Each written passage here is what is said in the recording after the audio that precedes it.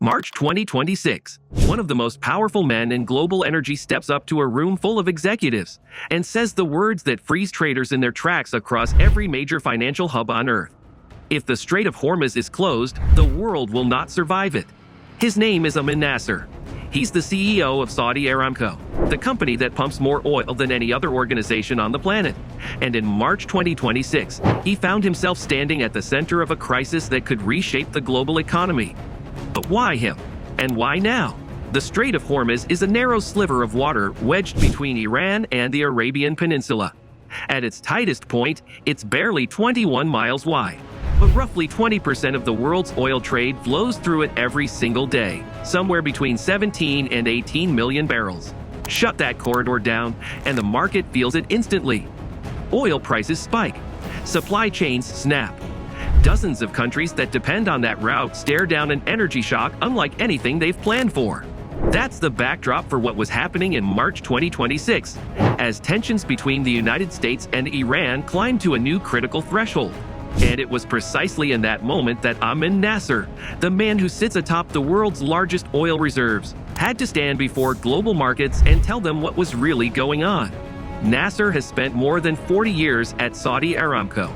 He started as a petroleum engineer, worked his way through every layer of the organization, and became CEO in 2015.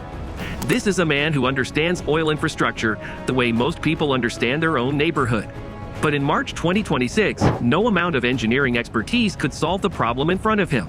He had to keep the market from panicking, without hiding a real and present threat. That's the trap.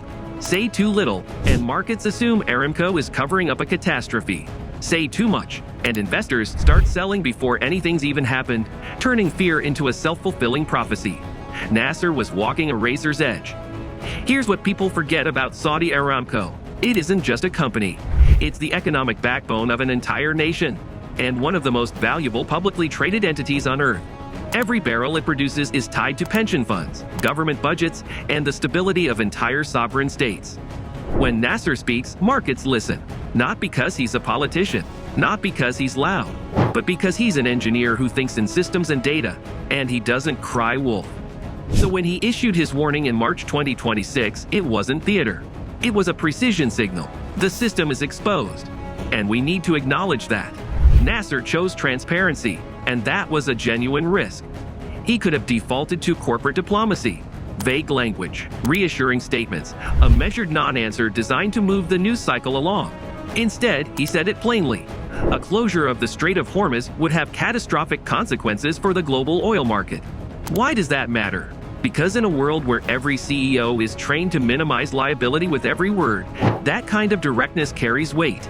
It told the markets, this threat is real. Get ready. But it was also a strategic move. By naming the risk out loud, Nasser was buying time for markets to adapt. He was putting pressure on policymakers. He was saying, we see the problem. We're not pretending it doesn't exist. And we're already moving. Markets responded immediately. Oil futures climbed. Analysts worldwide started revising their models. The conversation shifted from how high will prices go to what happens to actual supply. Aramco announced it was activating contingency plans, alternative routing options, reserve capacity, logistics adjustments. This wasn't a solution. It was real-time crisis management at the highest level. And that distinction is exactly what separates a real leader from a manager. The story of Amin Nasser is a story about what power actually looks like in a global economy. No tweets, no press tours, no manufactured urgency. One man, one warning, and the entire global oil market starts repositioning. Aramco controls more oil than anyone, but Nasser's real power isn't measured in barrels. It's measured in credibility, the reputation of someone who tells the truth when it's inconvenient. In a world where information is currency, Amin Nasser knows exactly how to spend it.